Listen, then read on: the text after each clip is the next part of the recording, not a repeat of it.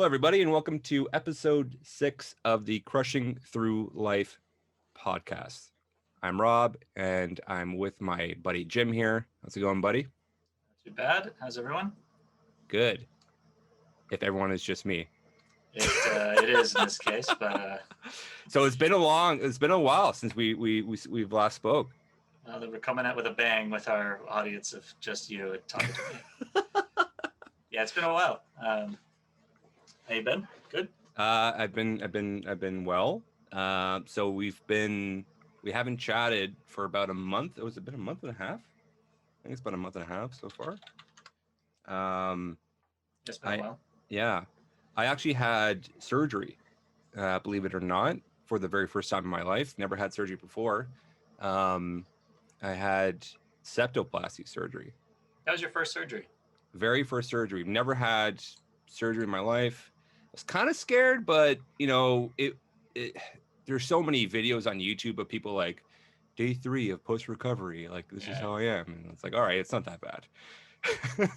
I mean, these people are trained professionals, but at the same time, like, anything could go wrong, I guess. So there's always that question. And I think I've never had one. So, glad you came through. Yeah, thanks, man. You're pulling for you there. Cheers, appreciate that. Yeah, basically I just got it done because of I guess throughout most of my life, and this weight is definitely a factor as well on top of it. But I had a deviated septum, so like the cartilage in my nose was curved. Could only breathe really through one nostril, and most of my life, I can remember since high school, I've always had like issues waking up and being exhausted. So, some days are good, some days are bad, but on top of like that, and then dealing with, I also have seasonal allergies. So I was like, I had a sleep study done. I was like, I gotta figure this thing out. And, went through the basic stuff of, all right, try, nasal steroids, try a CPAP machine. Didn't really work. Through the ringer. Right through the ringer. Decided to go full force into the surgery, which wasn't that bad. It was about first time having like anesthetic and IV put into me. Actually, it was very first time I ever had IV, and that was so weird. It does say something about, I guess, about your like health of your life, that you're gonna turn 32 and that was your first IV. Mine happened over 20 years ago. And I guess I'm not trying to challenge you on this, but did you not have so LASIK you wouldn't technically count as a surgery? Oh yeah, I forgot about LASIK. Oh my god, yeah, you're right. No, I totally would have counted LASIK as a surgery. I guess it's it's a little bit different, but I totally forgot about that. But then as I'm looking at you here on the cam, I'm like, this son of a bitch isn't wearing glasses. Yeah, I've been wearing glasses most of my life. Yeah, 100%. So you're 2 for 2. You're 2 for 2 on the surgeries. That's good. 2 for 2. I guess I would count this as more of a major surgery, like on the face. Like just really getting in there. You got to be knocked out. LASIK, I was awake, but yeah, 100%. That's way more scary to me. I'd rather just be like, wake me up when it's done, and then there's nothing you can do anyways. I'd rather like. It's like once you get in an airplane, you can't pilot it yourself. Like I just want to sleep, and then hopefully I land in the. Hopefully I wake up and everything's fine. Yeah, we landed. Yeah, the first surgery, I guess LASIK was like, not a major. Well, it was a major deal because most of my life was wearing glasses. Wearing glasses since I think it was grade 1. When my teacher told my mom, was like, yeah, I think your son needs glasses here. He's been squinting a lot. He can't really read the clock when we do. That was a different issue, but yeah. So, LASIK I was awake for, and that the first 24 hours, that was like the most brutal part, where everything was just like any light was just so vivid and bright and like hurt my eyes. What's the recovery process for LASIK? LASIK, so you have the surgery done. It's literally 15 minutes.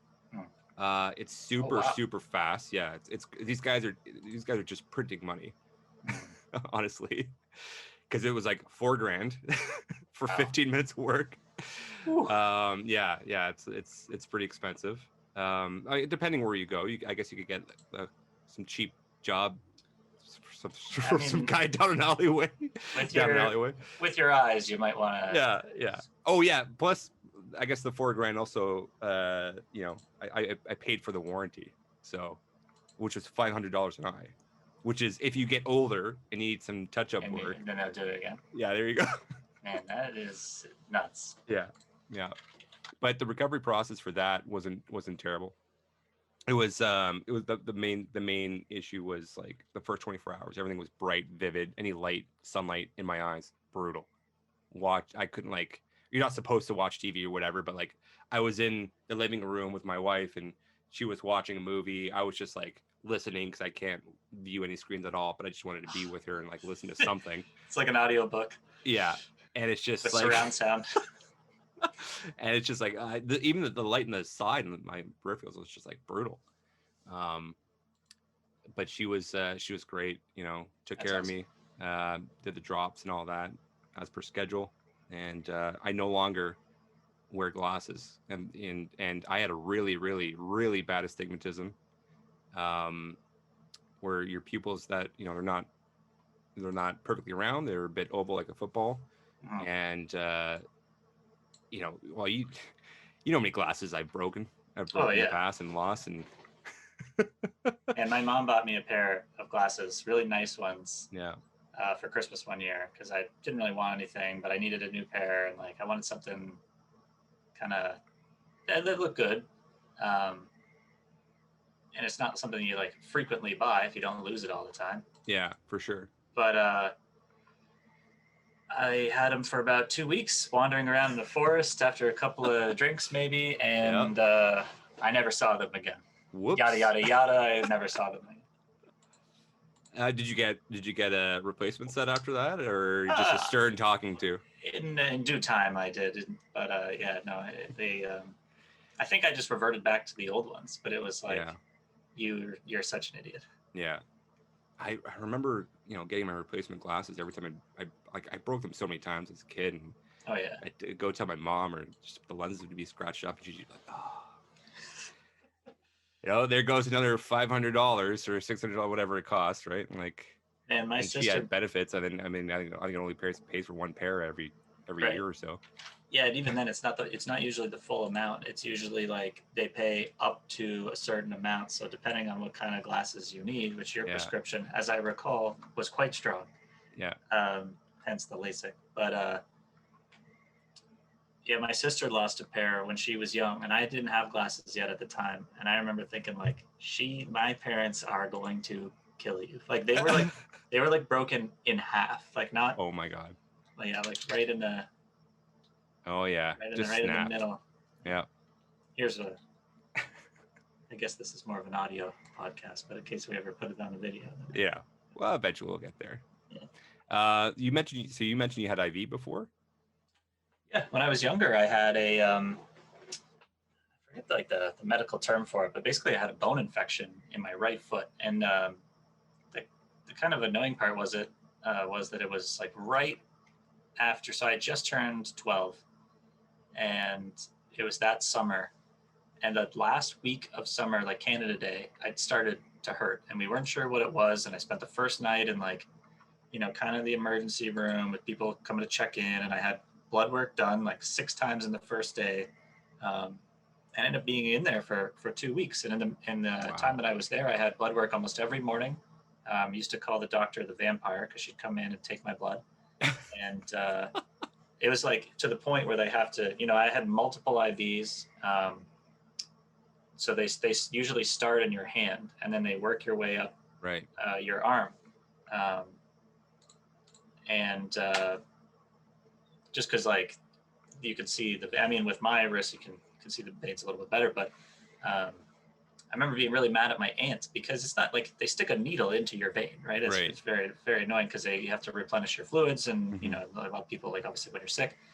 And someone had stopped by, and I'd been in the hospital for like 10 days at this point. They still didn't know what was going on, and I was given this like putting golf game by I think maybe like Greg Borges or a friend back then. Like one of my good friends came in. I didn't want to tell anybody, so only like 2 people came in. Yeah. Besides family. And I'm playing, and my aunt comes and she sees that like I got off the bed and I was walking around, but some of the blood had gone up the IV. And then she called the nurse, and I was like, oh, it'll just go away. Like, don't say anything. She called the nurse. I remember being so mad because they're like, oh, it's not a big deal. We'll just put a new one in. But like, we got a couple interns in. It's great for the practice. I'm like, that's fantastic. This is awesome. Get me the professional now. Yeah. Interns, get out of here. An embarrassing story actually about that hospital trip was, so the first night I was there, my mom stayed with me. That was the only night that someone stayed, because we still didn't know what was wrong. Like, it was kind of scary in a sense. Yeah, I bet. Especially for your mom, Right. So she stays with me, but she must have gone out to get dinner or something, or check in my sister. My sister only would have been 10 at the time. And I had to take a piss, and the IV is plugged into the wall. The machine's plugged into the wall. What do you do? So like, I didn't know what to do. I waited, and like, sometimes you're waiting a while and you're like, oh man, like I'm starting to really have to go. Like, you'd be hopping up and down. So, but I'm not doing that because I'm just lying there in the bed. I haven't been told anything. Right. And probably like another hour goes by, and eventually I'm like, it's gonna hurt, but I'm so shy as a kid, I didn't say anything. And then my doctor comes in, and at this point in time, I'm literally pinching it, so like I don't just piss myself. The doctor comes in and he tries to shake my hand, and I'm like, if I shake your hand, I'm gonna pee myself. He's like, just unplug the machine, man, and walk to the bathroom. And I had no idea that was a thing. So I literally, like, he helped me unplug it, and I like hopped. How long were you waiting? Like 10 minutes with a pinch. It was it was brutal. Oh my god. Could have done permanent damage as far as I know. Insane. Just unplug the machine, man. Like, I haven't what are you told too many doing? people.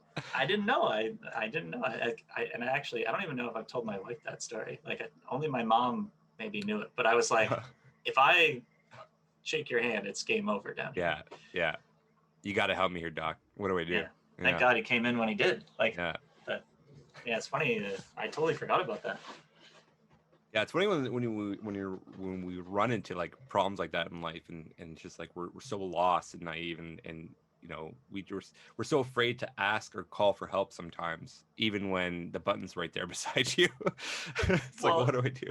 What's funny now, I guess, is looking back at, I guess because all those situations happened, I'm more confident to say to somebody like, what's the standard here when I have to go to the bathroom? Like, now I would just ask. Like, if I'm ever in the hospital again, I'll just be like, I can unplug this, right? Yeah. What's the policy? I assume people go to the bathroom. You have them over there. They're not just for viewing for visitors. Like, 100%. Yeah, it's pretty crazy though. But everything turned out to be okay, or did you need? So yeah, I ended up having a bone infection. Right. So I guess like, I was younger. I used to scrape my knees, or I think what they said was they actually think it's from biting my nails.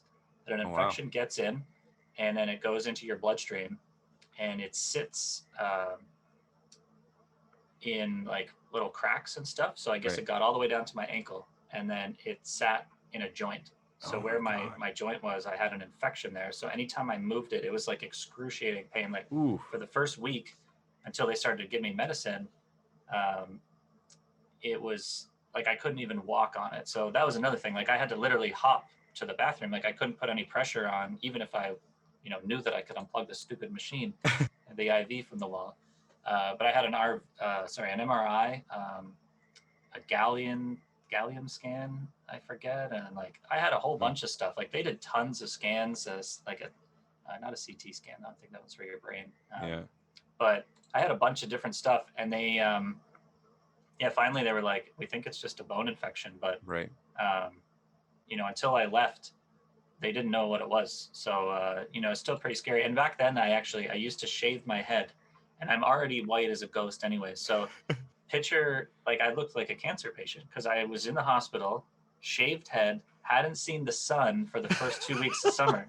And I just walk out like scrawny kid, like needles, like look like track marks on my arms. Like, it was pushing around the IV stick like this. Everyone's just praying for you. Yeah, it was. Oh man, that's brutal. Yeah, it was crazy. Not, and then Yeah, like when you're a kid and you're 12, you only get 8 weeks of summer. So, right. spending the first 2 in the hospital was pretty brutal. Of course. Yeah, that's not fun. Yeah. Um, so what did they give you? You know what? I'm not even sure because I think in the beginning it was just like, try and get your fluids up, do this. And Right. then it's so long ago now, like it's 20 years. I don't remember. I'd have to ask my mom. But yeah, it's one of those weird scenarios, I guess, that I don't think about very often, but Yeah, super fluky, random thing. Osteomyelitis. That's what it's called. that's what it's called. Wow, you remember that. Good It for just you. clued into me right now. Yeah. I It would was not one have of those remembered ones. that. I Yeah. mean, hopefully that's correct. I don't want to sound like an idiot. It's like someone's going to look it up. It's not even going to be close. This guy's full of lies. Yeah. um, so I have like uh anxiety when like I get any even when I get blood work done for Hmm. some reason, and it doesn't even like I'm not afraid to get needles or whatever shots. I don't care. But whenever I get something drawn for me, I don't know if it's just a blood thing or when I get blood work done, I have to lie down. Like I just start clammy, cold sweating, like I'm fainty. Hmm. So I remember like almost falling at one point, and the nurse was like, "All right, the next time you get blood work done, you have to tell your nurse That you got this way? because if you fall, you could hurt yourself, you Oh, could yeah, yeah. smash your head. Just you know, whenever you get your blood work done, we'll lie you down first because usually you're just sitting in a chair, right? But I was just like, Yeah. anyways, when I got my septoplasty surgery done, I was getting an IV for the first time, and I didn't think it was going to be like that, like a reaction like the blood work. So I was Mhm. kind of Yeah, because they're putting sitting up. stuff in, Yeah, not exactly. withdrawing it, right? Yeah, Yeah. but then I felt the like the IV go through my arm, like through Hmm. from my hand and go It's up my cold. arm, and it's like, Yeah. oh, it's so weird. And that started like freaking me out a bit. And I told her, she said, okay, lie down. Like that, like I told her I had this reaction. She said, okay, lie down. And then like, I was getting cold sweats or whatever, and small hints of an anxiety attack happening. And she's like, all right, well, let me quick let me quicken the IV. And she speeds it up so it's like more intense, but Oh, no. it'll go away faster, I guess, instead of it being a slow draw. So that was like, oh fuck, that's more intense. Um, but I was fine. Like lying, I can deal with it when I'm lying down. I'm just like, okay, whatever. I'm sweating, and I know what's going on, and I can just talk myself through it. But Yeah. yeah, that first time, I remember the first time I had like I donated blood, and I donated blood in grade 12 for like the very very first time. And it's sad for me to say this, but I haven't done that since. When I really probably should, because you should always try to donate blood whenever you can. Yeah, Um, my sister used to do it. I'm curious now if there's yeah, any I like passed out, like I passed out real quick. yeah. I have this weird like anxiety reaction to blood being drawn, and I feel bad because they have to deal with me, and B, I don't even know if it's enough blood I'm giving that's going to help somebody. Um, I think you can't think that way. I think like yeah. all of it, it might not even reach somebody, but it's the idea of when it does, it's just the value of when it does matter is Hmm. so important that Right. all the times, if it just your body replenishes it anyway, so Yeah. like it's in you to give. That's it, man. It's in you to give, and you And get I that. think, sorry, go ahead. I was gonna say, and you get that big chocolate chip cookie at the end. Oh yeah. I think one of the things with even your own, like, you said you get anxiety about it. The Hmm. anxiety that you have now, where you said like, the IV, it should have been fine. It's more of a deposit than a withdrawal. I think in your own head too, like, I get this way with certain things where, you think you're going to be fine. And then you're all of a sudden you're in your own head and like, you're like, maybe I need to lie down. I mean, you probably would be fine. I mean, I don't want to speak for you, but I know in my own self, like there's times where I kind of, it's not something similar to that, but in my Hmm. own head, I'm like, I know this feeling. I don't like this feeling, but you're not Yeah. quite there. You're like, your mind is starting to think about it. Hmm. And then you like push yourself to where you're uncomfortable and you like now you want to lie down because you think you need it. Yeah, you just want to get over that like I'm not sure Yeah. point and just get there real quick just to deal with it faster. Yeah. Yeah, exactly.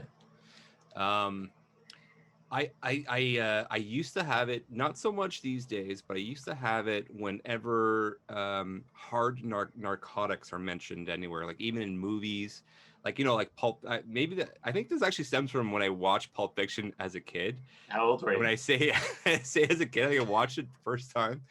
Fuck, I think I was like 12 or 13. I was definitely pretty young. I could be wrong.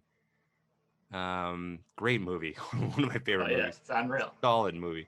But the all the heroin and needle scenes, like I remember having some sort of reaction when I was a kid during that time. But and anything that gets, whenever I see that in movies, whenever I see like heroin and stuff like that, it's just like I get that weird clammy hand feeling, like it's like I would never do it in my life or whatever, but it's just like for some reason seeing that and seeing the needle, it's like these hard narcotics, and it's there's just a like difference. Like I feel like there's a difference between like if it's a movie on Pablo Escobar and he's he's shipping around like and you see it bagged up. There's a difference between that and then like seeing a spoon and a needle and people actually injecting themselves like that. I can understand is like. And it depends. Like, there's some directors out there that really make you feel what they're trying to, and it's very uncomfortable. Like, they're doing that to you, and like, honestly, that's pretty cool. Like, this is a whole other topic, but it's so cool when directors can control that aspect of a viewer's emotion, like psyche, emotion. Like, if it's affecting you physically, and your hands are getting clammy, like, it's pretty nuts that they're just. Part of it, like you said, is a mental thing. Of it's just it is what it is. But I think other parts too are. They do a good job of, when people are like tripping balls and, other people are sort of freaking out and, or like knowing that like an overdose is coming and you've seen a movie a bunch or whatever, like it makes you like, you're still rooting for that to not happen. It's dangerous is what it is. And that anxiety comes out. I hear you.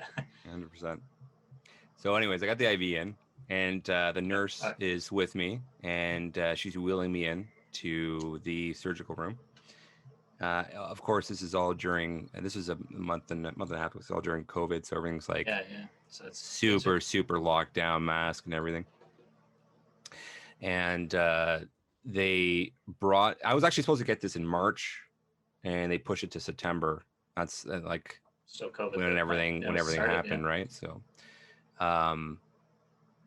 They brought me into the surgical room, and then I think they removed the IV and they put in the anesthetic, and they're like, okay, the medicine's going in now. And then right away, like I thought that was going to be the point where I started having an anxiety attack. Cause like, oh my God, like something's about to happen to me.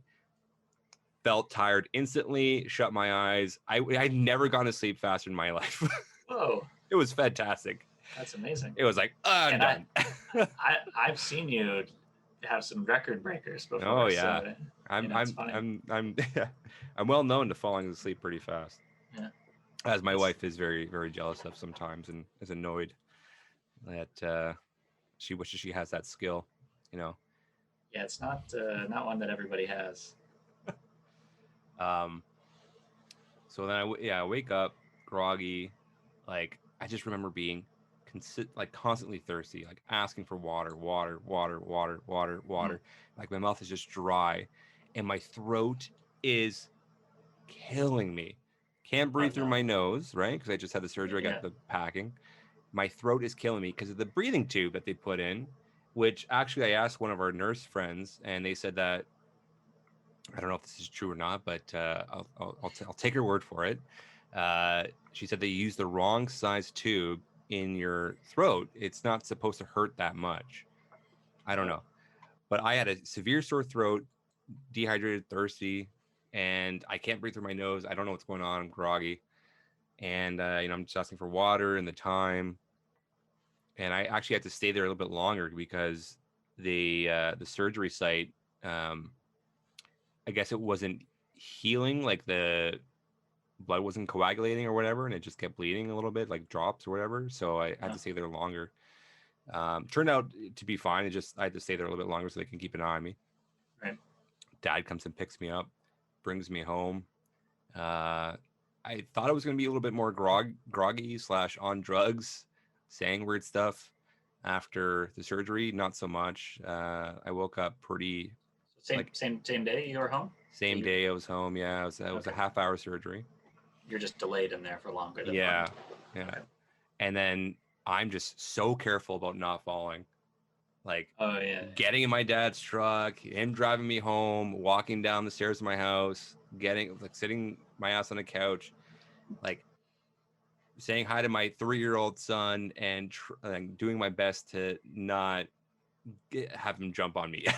oh yeah. Hey, the limbs just come flying around. Yeah. Speaking of the limbs flying around, 2 weeks into recovery, I'm holding him, right? And I think 2-3 weeks. I think it was actually 3 weeks in. It was like it was pretty comfortable. Things were healing nicely. I was holding him, and I went to go give him a hug, and then he just like something happened on TV where he just twisted and jarred real quick and just crunched my nose with I think it was not his fist, but with his elbow or something. Like it just like went like that to my right on my nose, where I was still holding him.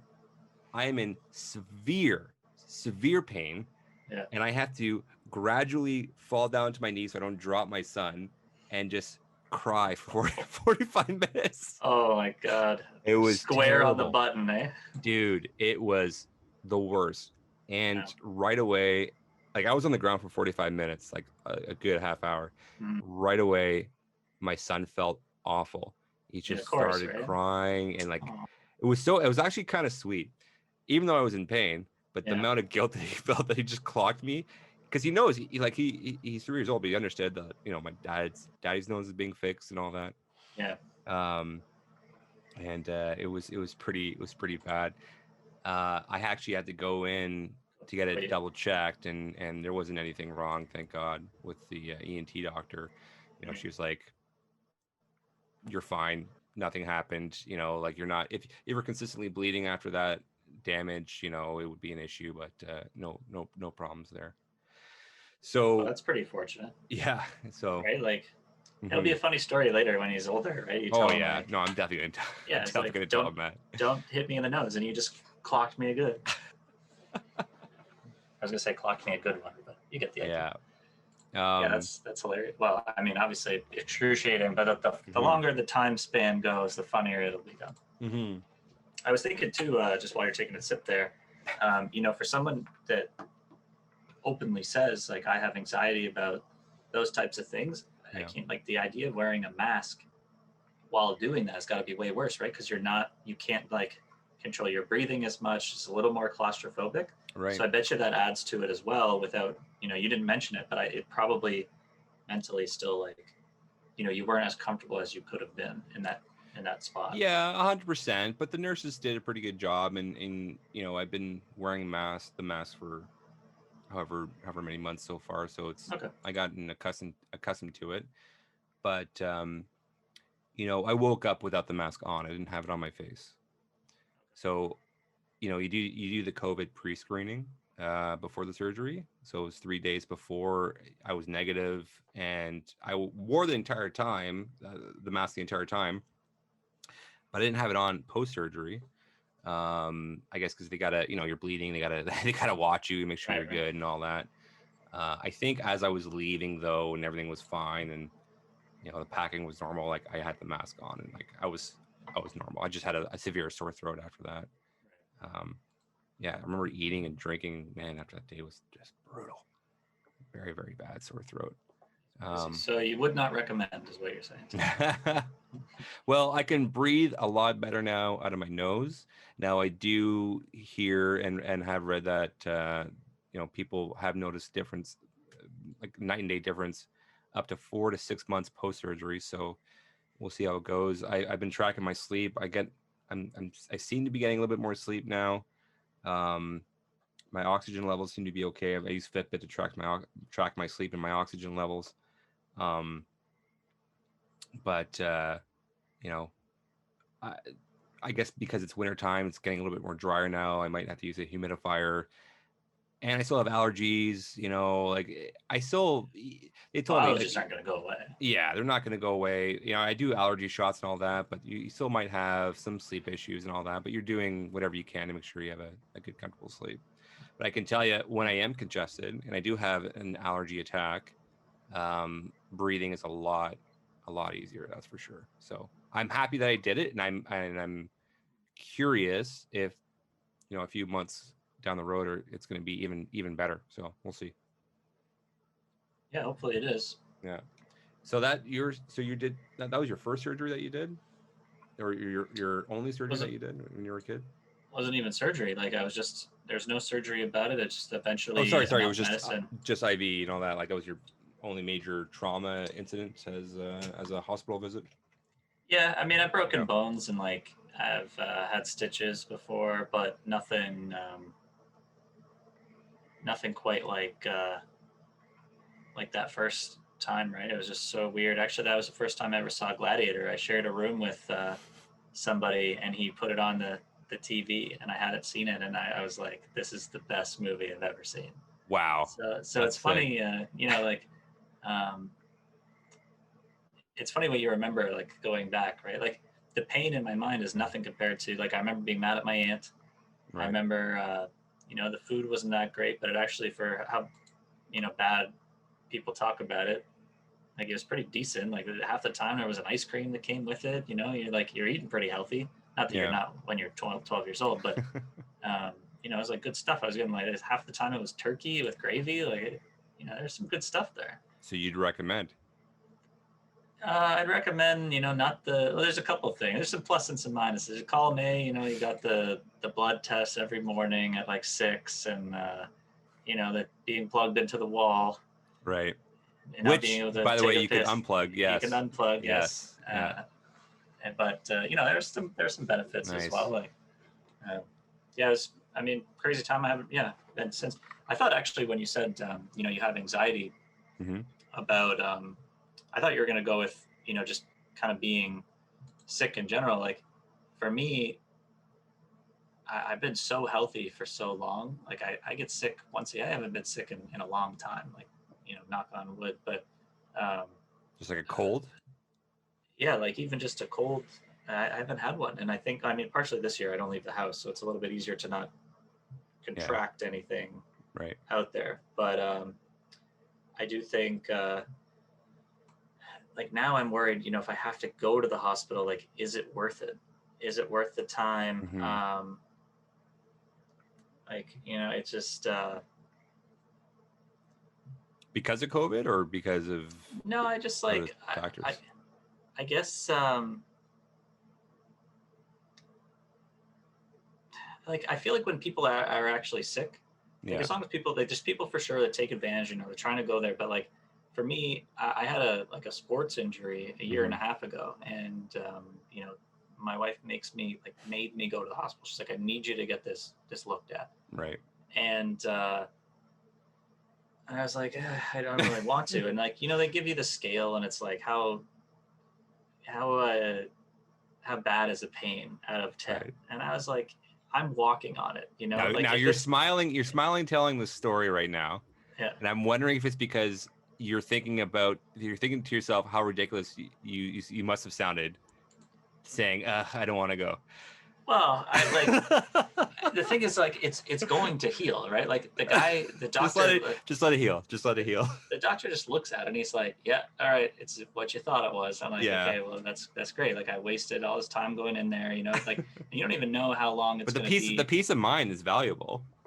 I guess. I mean, but I think like those people that are like, because my wife and everyone's like, oh, what did you put for the pain? Because they always try and move those people to the top. It's like, I can walk on it. It's not my leg needs to be chopped off or was chopped off. Like Right. that should be a 10 out of 10. Yeah. So I think even when I couldn't walk on it and I was a kid, excruciating, like I probably only would have said like a 6. Mm-hmm. Like it could be worse, like, but I think I'm not afraid to go in there. I trust the professionals. I just think like if I go into a hospital now, it it's going to be really worth it. And actually, like, so I'm pretty sure my dad and my sister both had their appendices taken out.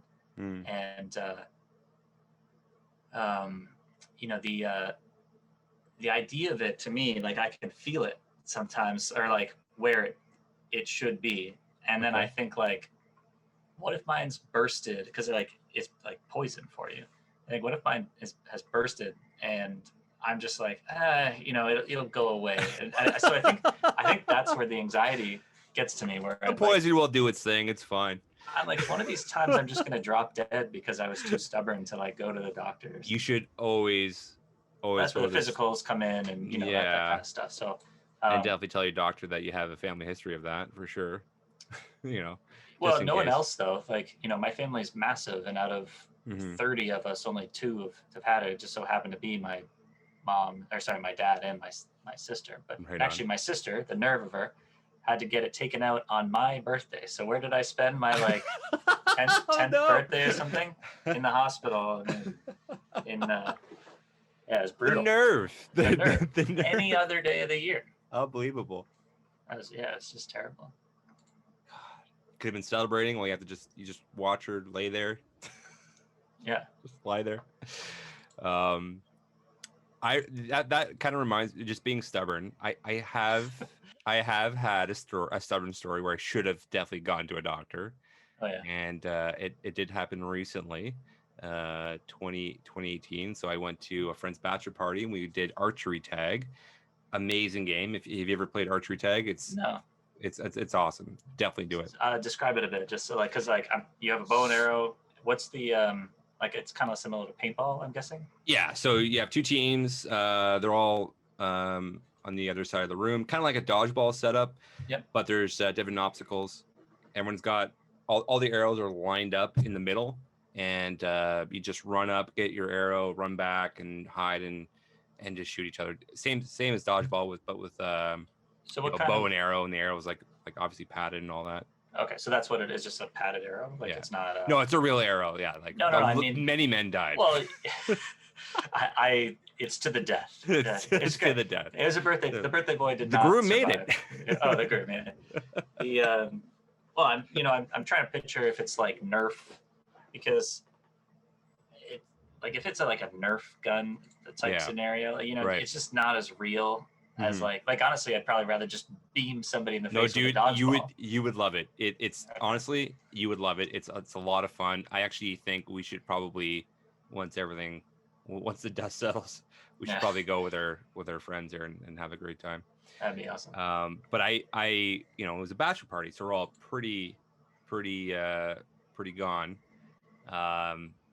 And I ended up like trying to kick one of the obstacles to get better coverage.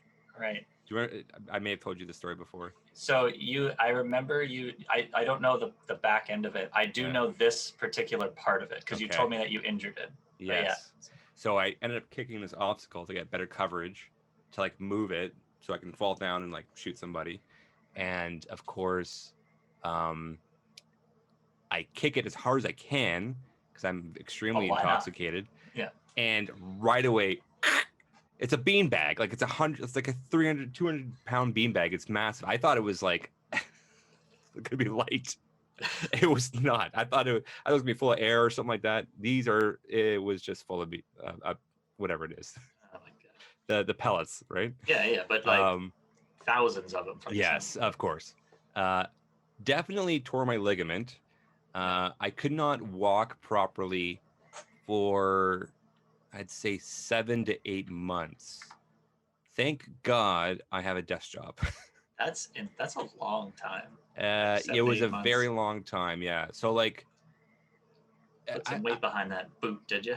At the point where, and it was early on in the party. We're at the point where like I iced it. I was out for the rest of the game. And then, but the night was so early, we had like a party bus going to different venues, and I just had to keep pounding her back so I can just continue the party. But never say die in those nights. Exactly, man. The show must go on. There you go. That's the saying. So, of course, the next day wake up like, oh my God, I gotta drive back home. Was Slept it over at his house. was it your driving ankle or the other one? It was my right foot, Oh, my dominant foot. how'd you get home? Oh God, it was brutal. I was able to drive. It was fine. Like I can go back and forth, but I was in pain. Right. And then my wife's like, you should go to the doctor. You should definitely go to the doctor. I've heard that Like, one before. like I'll just like stretch it out or something. See, that's what I'm talking about. Like, that's literally what happened the one time. Dude, I probably should have been in a cast. But give it a good stretch. That year I wasn't even working out or exercising at all. Like it was just, I was literally driving to work, sitting at a desk, driving back home, eating dinner, and then sitting on a couch watching TV and going to sleep. So it was probably good that I didn't do a lot of, physical activity at the time, but man, probably should have been in a cast. Yeah, that's my one stubborn story. I definitely learned my lesson after that one. You think after even 4 months, I'd probably go to the doctor. But the pain was less severe and I was able to walk a little bit. It was just like annoying more. Right. So right away I was like, all right, it's healing. Like it's doing its thing. Exactly. But yeah, I understand where you're coming from. Yeah. Yeah. It's a crazy thing. I mean, it's so funny that you say that, like I learned my lesson. Yeah. Because I feel like, I kind of have, and we were talking earlier before where I'm like too shy to ask if I can even unplug the thing and how you learn from it. And like I have learned that for sure. I do know, like if it is serious or structural, like I've always just bounced back. So, but I guess I have to realize the fact now that like I am older. So, I have to take these things more seriously. So I feel like in a sense, it didn't hurt as bad or like, no permanent damage, but I did learn my lesson in a sense of just trying to take care of myself, for whatever it is. It doesn't have to be something super, crazy, like kicking a giant 300-pound beanbag, but I can learn from stuff. Never again.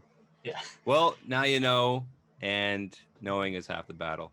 That's true. All right, buddy. All right, man. Well, I'll talk to you later on the next episode. We'll end it here. It's been about 50, our longest episode yet, actually. This is good. Yeah, that's true. Yeah, very nice. Yeah. People who will probably listen to it is like, oh my God, what is this? It's been like 15 minutes, and then now 50 minutes. What? All right, man. All right, man. Talk to you later. Yeah, you Bye-bye. as well.